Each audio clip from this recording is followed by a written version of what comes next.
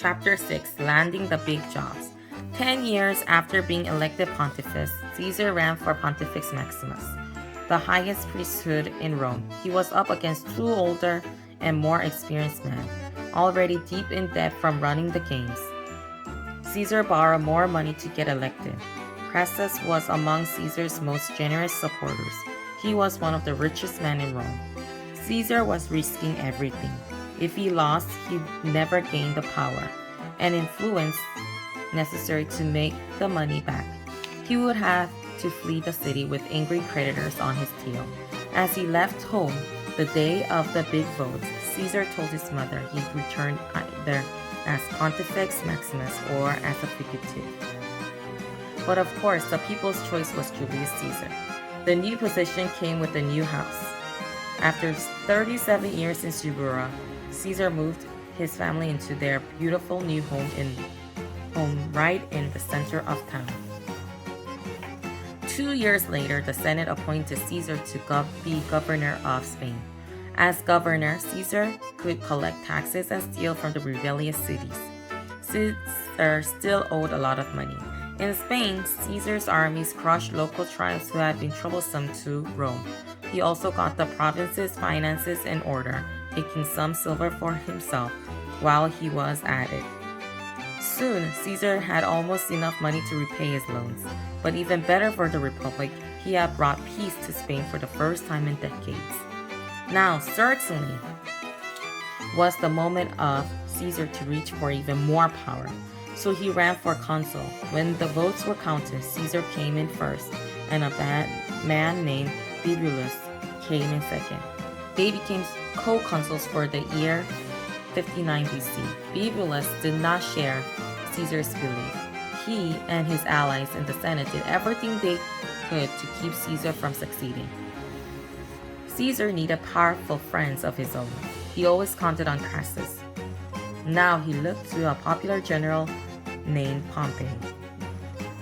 Crassus and Pompey did not like each other, but Caesar thought all three men could help one another out. They formed a secret alliance to seal this alliance. Caesar gave his daughter in marriage to Pompey. Recently, Pompey's armies had defeated pirates and conquered new lands in the Middle East. This made Rome very rich. Pompey wanted to reward some of his hard-working troops with land. For years, the Senate refused to grant his wish.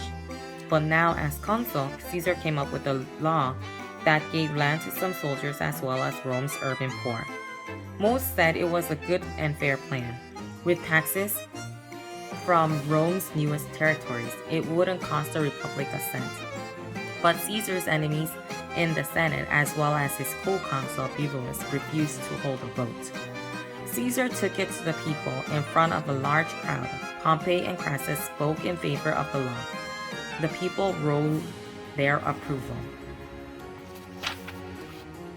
Julius was furious at the thought of his own power slipping away. Caesar begged Julius to listen to the crowd and support the law. People were angry at Julius. They threw things at him. Someone dumped a basket of animal poop on his head, and a mob chased him back to his house.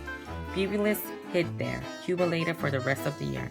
Now Caesar was the only consul in power. After their year in office, consuls were given a new job by the Senate.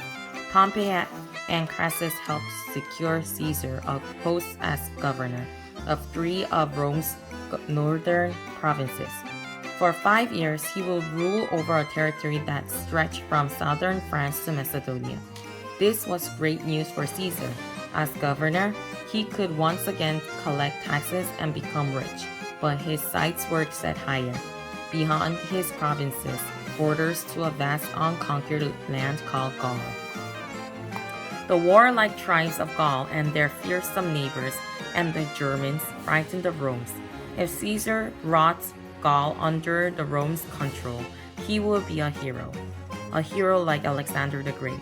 In 58 BC, Caesar left home again and traveled north. He was 41 years old. He would not return Rome until after his 50th birthday.